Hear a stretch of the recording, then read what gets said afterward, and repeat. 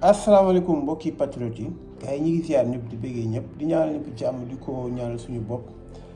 di ñaan Sénégal yàlla suñu borom defal leen jàmm defal ñu ko bon maa ngi ziar waa groupe bi yëpp macha allah maa ngi leen di ziar aujourd'hui nañ waxtaan ci les presque 6 questions yoo xam ne waxtaan nañ bon posé nañ ma ko ma wax ci li ma wax nag sama xalaat la quoi mooy Baye Mbaye MC appel bi mu def xalif généraux yi pour ñu woo ko pour mu joxe audio yi pour mu déglu leen audio yi ay ree la ma def nag beneen bi mooy candidature PDF Pape Djibril Fall bon biñ nee da koy def su fekkee dëgg la beneen bi mooy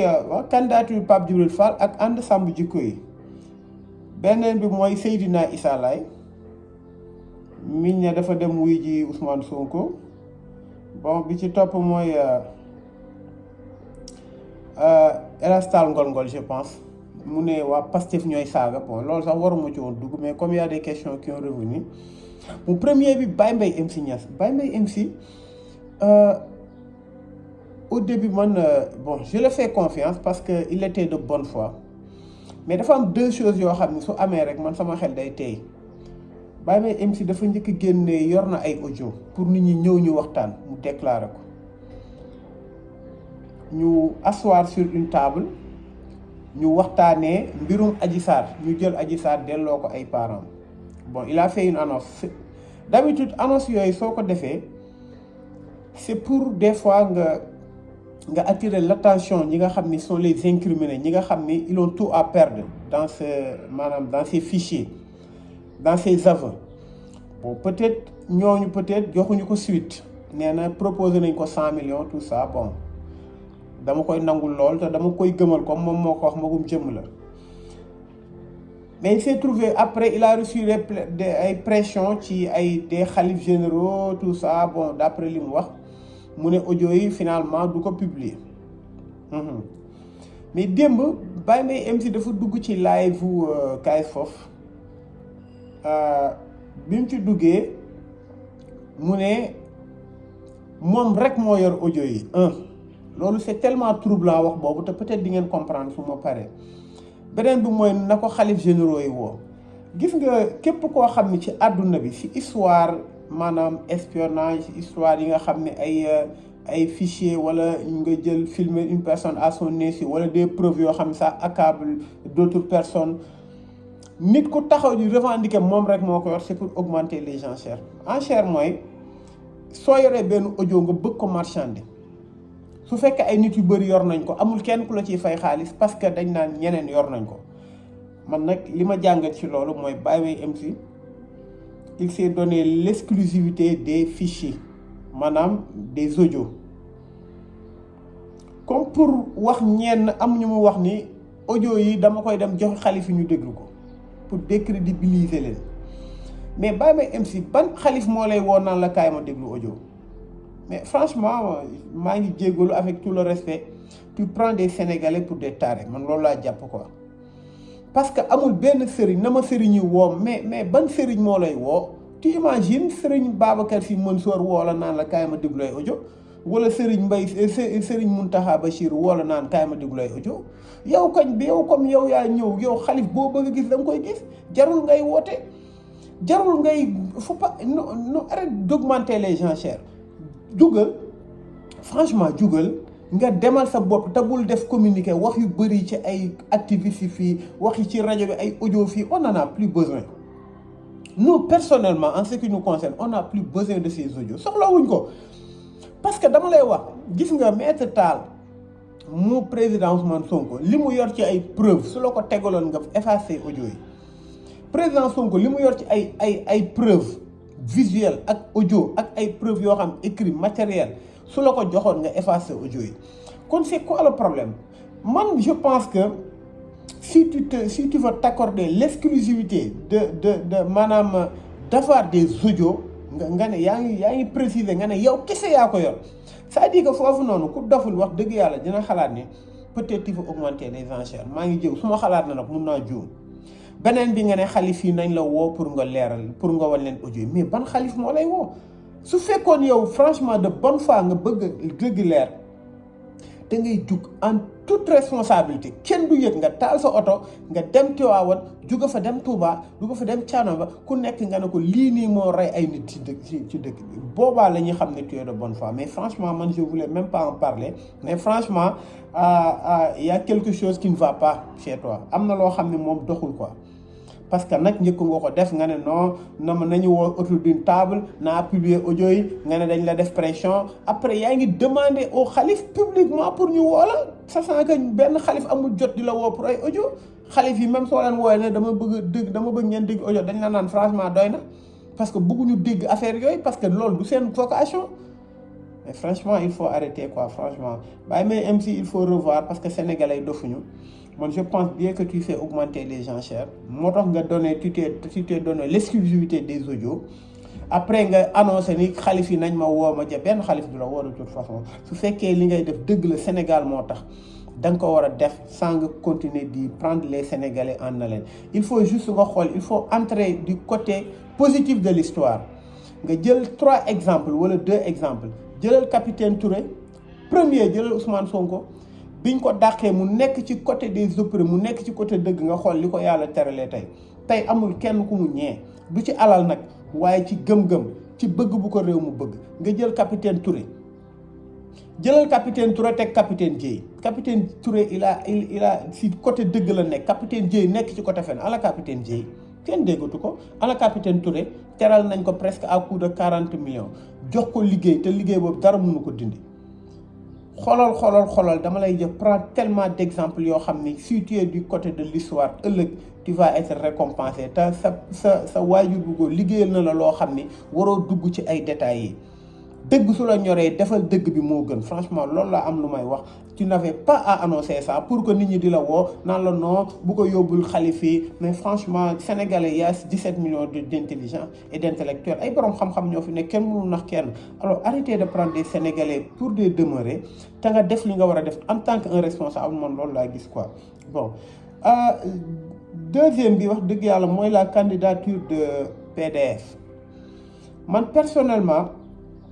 Assemblée nationale Pape Djibril Fall personnellement laa wax su fekkee dafa bëgg dem Assemblée nationale pour am lu mu xeex je crois que il s'est trompé man nag fi may commencer mooy dama koy ñaanal su fekkee loolu bëgg yàlla suñu borom defal ko parce que il mérite ça peut-être parce que c'est un citoyen boo xam ni wax dëgg yàlla kenn gisu ko ci ay caaxaan mais dama gis ni Pape Djibril Fall su fekkoon dafa soxla dëgg waxal dëgg teewal dëgg wax li nga xam ne moom la askan bi soxla y a rien de mieux que le métier de journaliste amul lu gën a kawe métier journaliste pour faire éclore la vérité pour faire tout pour que la vérité la réalité qu'on vive accède à toutes les personnes tey Pape Djibril Fall c'est un journaliste il est pertinent mais il n'a pas de courage dëgg la il fait des chroniques dina wax ay affaires yi nga xam ne mooy problème Sénégal mais il devait aller au-delà parce que soo demee ba sénégalais yi jox la dëgg sénégalais yi ñu bëri jox la nopp da ngay aller au-delà même des paroles les verbes nga def ay documentaire Sénégal wane lii ak lii wane léeg-léeg mais tu es trop dans l'équilibrisme soo ko déggee mooy bon maa ngi jégul ci cadre mooy naafeq peut-être doo naafeq mais l'équilibrisme c'est un mot moins fort que naafeq maanaam da nga bëgg nekk ci digg lépp te li may wax rek laay continuer di wax soo nekkee ci digg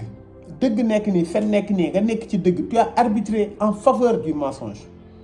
il y a tellement de choses qui se sont passées à TFM sàcc courant Youssou Ndour sàcc fréquence waxoo ci tu n'en as pas parlé pourtant beneen télé su ko waxoon su ko defoon nga wax ko alors est-ce que tu as le courage yow nga dem taxaw ak un capitaine Touré nga photo ak moom non gëwuma ko parce que tu veux équilibrer tu veux ni être du côté de la vérité ni être du côté du mensonge parce que ki nga xam ne nag mooy sa patron même si il se vante d'être neutre par rapport à son groupe de presse mais je sais que tu veux pas lui faire mal tu veux pas faire quelque chose à sa défaveur et politique bi nga bëgg a dugg dafa am ñaar lu ñu laaj wala ba ñett politique dafa laaj cohérence dafa laaj ba ñeent dafa laaj cohérence dafa laaj pertinence dafa laaj compétence mais dafa laaj surtout du courage lan nga mun a def assemblée lu fa Ousmane Sonko deful ak waa ànd Samb Jikko lan ngeen mën a def assemblée lu fa Ousmane Sonko deful Ousmane Sonko moo ñëw assemblée di wax dëgg di ko tasaare di dénoncer mu dem ba suy wax ñëpp di ko wiiw te pourtant xam nañ ni kii nii moom la peuple bi jox nopp suy wax ñu koy saaga di ko gaaruwaale dem na ba sax muy wax ay député génn ci biti. Alors qu'est-ce que tu vas apporter là-bas? Pour moi, su fekkoon tu étais très courageux par rapport à ton métier de journaliste, tu servirais mieux que dans l'hémicycle du Parlement. Man loolu laa gis muy ànd sàmm jikko yi la même chose ànd sàmm jikko da ngeen ko sos ci approbation l'ensemble des xalif généraux ngeen dem ci xalif généraux yëpp ngeen ne leen ñun day dañoo bëgg lii ak lii mooy agenda lii ak lii mooy agenda nguur gi lii mooy agenda góor jigéen ñi ñun it lii mooy suñu agenda def tuuba xeex li nga xam ni mooy lépp loo xam ne ay lu bon la di yàq suñuy aada ak tradition moom la ñuy xeex xalif généraux yi signé leen mais yéen da ngeen joxe seen agenda aussi agenda bi mooy loolu la ngeen di xeex est-ce que da ngeen wax benn instant da ngeen mentionné ni da ngeen bëgg a dugg assemblée nationale. Macky Sall bi mu defee xaw na def benn tournée bu ndaw seeta ay quelques sëriñ surtout sëñ Mountakha Macky Sall xam nga lu mu leen wax dafa ni sëriñ bi ñii c'est des politiciens encagoulés te Macky Sall il a dit je vous dis très bien peut-être xamoo leen ko il a dit à Serigne Mountakha que ñii nii seetaan leen élection législative bi di nga leen gis ñu dugg ci politique bi c'est ce qu'il a dit. Alors ñu lay jiiñ dëmm ngay soccoo yeru lii bis boo leen duggee ci politique bis boo leen ci duggee vous prêtez le flanc que li Macky Sall doon wax lépp dëgg la ay politiciens parce que wax na ko bi mu accueillir bi mu joxee audience maanaam imam yi les 4 imams dans le vent là les imams dans le vent wax na ko bi mu demee ci sëñ Mountakha en privé y avait quelqu'un qui était là-bas kon tey vous ne prêtez pas le flanc te je vous déconseille même ngeen bokk ci ay partis politiques comme ay Yewwi Askan Wi wala bu mu mën ci doon toog leen ngeen arbitrer ngeen waxal dëgg bis bu ñu yeggee fi nga xam ne war ngeen décider nga xam ni koo xam ne leer na ko ni tey bis bu ñëwee mbirum loolu loi yooyu ngeen bëgg dina leen ko voteel kon jàppale leen mun ngeen xeex li nga xam ne moom ngeen war a xeex d'une manière objective bu boobaa le peuple va trancher kañ la war a voteel pour mu ñi nga xam ne yëpp li ngeen wax da leen ñor kan la war a voteel pour mu jàppale leen pour mu matérialiser li nga xam ne mooy seen souhait par rapport à affaire góor jigéen ak mooy loolu noonu tout ce qui est autour de ça kon loolu laa amoon lu may wax ci loolu mais je trouve que Pape Djibril Fall yàlla na ko yàlla jàppale su fekkee loolu bëgg yàlla defal ko mais man je pense que su fekkee wax rek nga bëgg a def le journalisme est bien protégé bis boo demee muy yow muy waa ànd sàmm jikko bis boo leen duggee assemblée nationale li ngeen fay jëlee mooy ay yuuxoo ay invectives des calomnies et des injures loolu la ngeen fay jëlee vous ne pouvez rien changer amul loo fa mën a changer lu Ousmane Sonko mënul changer mënoo ko changer loolu je te le dis te tey lii danger bi mooy bis boo demee ba li nga bëggoon nekk assemblée nationale dem assemblée nationale li nga bëggoon amoo ko tu n'as pas pu être un député je crois que tu vas marcher sur le chemin de Tunkara il était très pertinent tout le monde pensait à sa sincérité après qu'est-ce qu'il a fait lorsque le peuple ne lui a pas accordé sa confiance mais il s'est perverti mu dem rejoindre Macky Sall parce que c'est une manière de se venger comme wóolu leen ma ki ma wóolu woo na ma damay dem et j'espère que tu vas pas passer par là étant donné que les paramètres sont quasi similaires Tunkara ki nga xam ne mooy patron muy El Hadj Ndiaye wax dëgg yàlla moom APR la te nëbbu ko yow tamit sa patron muy Youssou Ndour moom tamit APR la te nëbbu ko kon les paramètres sont similaires et les débouchés seront quasi la même chose man na li ma wax man la concerné beneen bi mooy Seydina Issa Laye Samb wax dëgg yàlla dañ ne tu étais le plus jeune maire du Sénégal mais man xaw ma la woon te amaana 80% ñi la voter xamuñu la dañ la voter sur une base d'une coalition on n'a pas cherché à connaître le nom de qui que ce soit Barth ñëw soutenir la Ousmane Sonko soutenir la nga doon maire les attentes étaient énormes parce que dañoo amoon confiance ci yow su fekkee say xarit rek matuñu 3% biir Yoff li may ñëw fi may njëkk a wax mooy audience bi nga xam ni da nga dem palais am na ñu ne gisoo Macky Sall Mahmoud Saleh ak Mor Ngom ñoo la accueillir mais lu mu ci mënti doon li nga joxe comme man au début j'ai dit que am nga droit comme en tant que un maire am nga droit ñu président soxla la nga ñëw wax ko mais say dëgg mais même su fekkoon noonu la demee bala ngaa dem mais war nga dem toog ak ñi nga xam ne ñoo la jiitu ci politique gën la xam foofu ci politique gën la xam lépp loo xam ne moo nekk ci politique ñu conseillé na la demal defal lii ak lii boobaa jarul ngay def benn communiqué public jaru ko da ngay dem ba pare nga wax ak d'une manière restreinte d'une manière hermétique nga wax ak ñi nga xam ne ñooy say frère ay ñooy say père de parti de coalition nga dem soo demee ba ñëw na nga def sa communiqué ne président kii na ma lii ak lii laa fa wax mais kenn yëgul man pour man kenn tinul man boog yëguma laaj naa ñu jege ci coalition bi ñu ne yëguñu te li nga joxe comme motif ça tient pas parce que da nga ne affaire u bradage maanaam littoral bi nekk côté maanaam Yoff mais soo demee qu'est-ce que tu peux faire de ça rien ki nga xam ne moom ngay dem di ko joytu loolu kooku il a orchestré ça avec ses oligarques dama lay jox exemple Macky Sall tey nga deen Abdoulaye Diouf Sarr nga xam ni bi muy li mu doon maire yëpp les gens lui ont fait cette doléance ne ko rek dañoo bëgg nga dimbaliñ ci président pour littoral bi nii ñi fi commencé kii ñu dindi ko Abdoulaye Diouf Sarr n'a rien pu faire parce que Macky Sall est ancré à ça Macky Sall moom moo orchestré loolu avec une oligarchie yow lan nga fay dem defi te gis nga bi nga ñëwee ci maire bi rek les gens des personnes que je connais très bien ñëw nañ ne la maire bi ñi fiy liggéey ça fait plus de 500 personnes te ñii nii am ñu bëri liggéey amuñu fi place tu as dit que doo dàq kenn parce que lan emploi nga doon maintenir mais un maire jëluñu ko pour mu créer des emplois pour man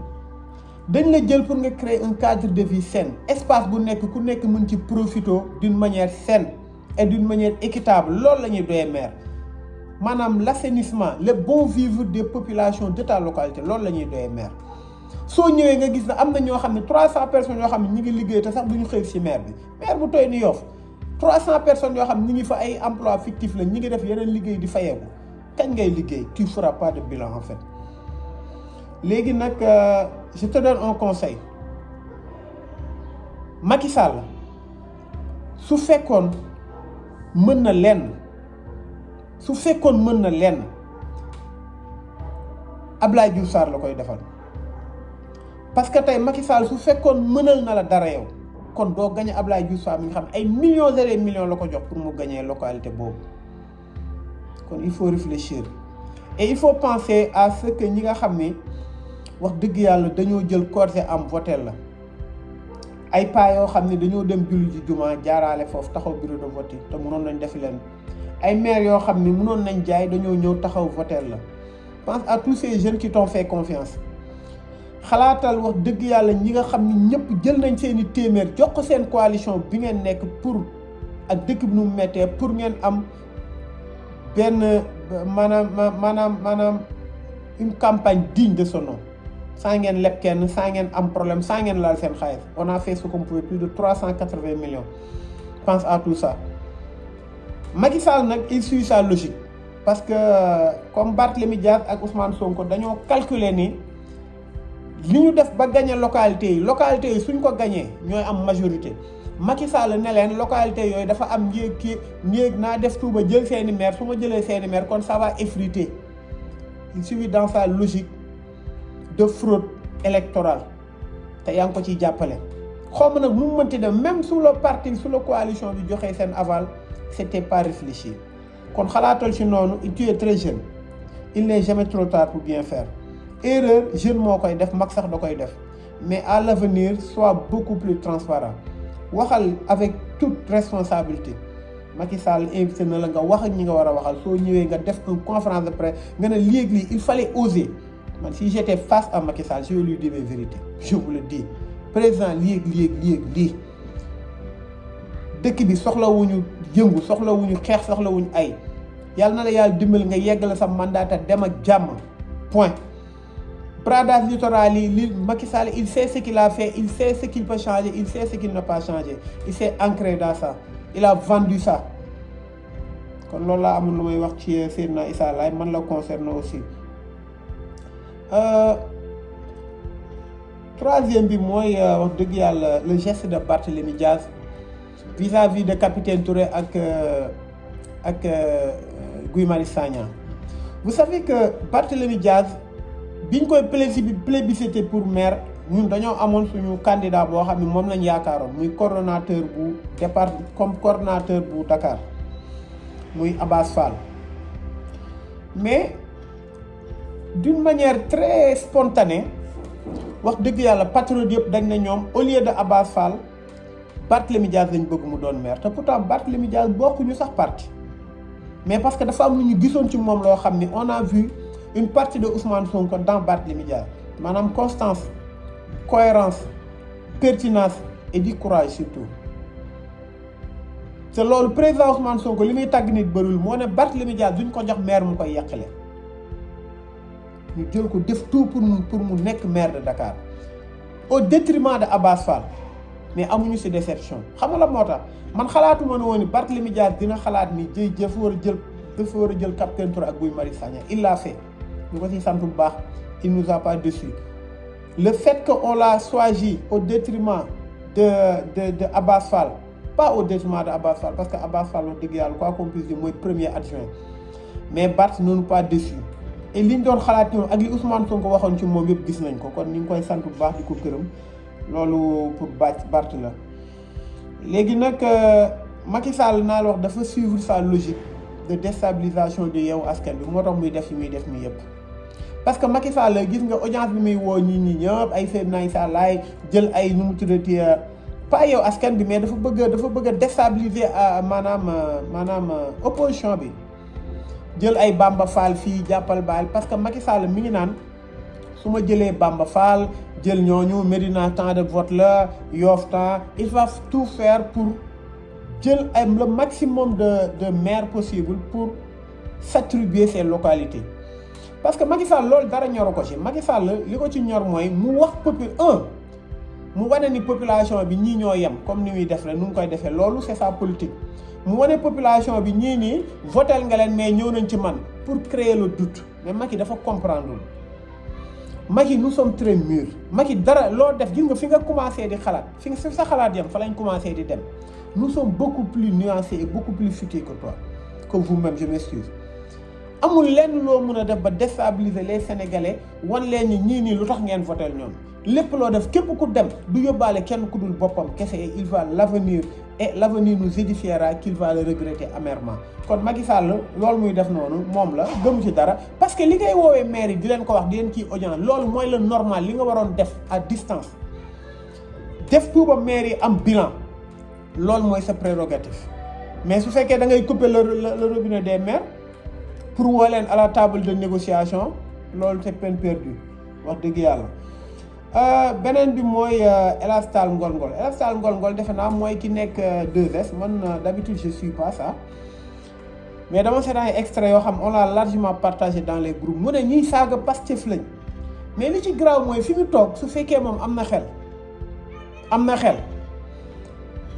nga toog ci émission pendant 1 heure de temps et quelque ngay dénigrer waa Pastef ñooy saaga waa Pastef duñu leen jox réew mi fi nga toog yëpp amul kenn ku nekk Pastef ku la woo saaga c'est extraordinaire c'est une preuve que waa Pastef saaga wu son waa APR kenn saaga na la son waa réew mi kenn saaga na ki la woo ci waa Pastef wax la def le na Ousmane Sonko moom lañ gën a diaboliser ci histoire politique Sénégal waa Pastef ñooy saaga dama lay jox 3 exemples la yu simple mais kan moo toog Macky Sall bi mu ñëwee kan la def conseil mais ki dàqoon saaga Sénégal muy Souleymane Jules Diop ban dignitaire boo xam ni haut dignitaire ci histoire politique Sénégal moo taxaw di saaga ay ndey comme Moustapha Cissé Lo ah kan Penda Mbaw xaw ma Penda Ba mi jarbaatu Farba Ngom bi nekk Agnam taxaw saaga ndey bépp xeetu sénégalais bépp xeetu olof Fatmata Ndiaye Fouta Tam chaque jour mu taxaw fii di saaga Ousmane Sonko est-ce que loolu da nga toog di ko wax tu es de très mauvaise foi El Hadj Tall Ngol xaw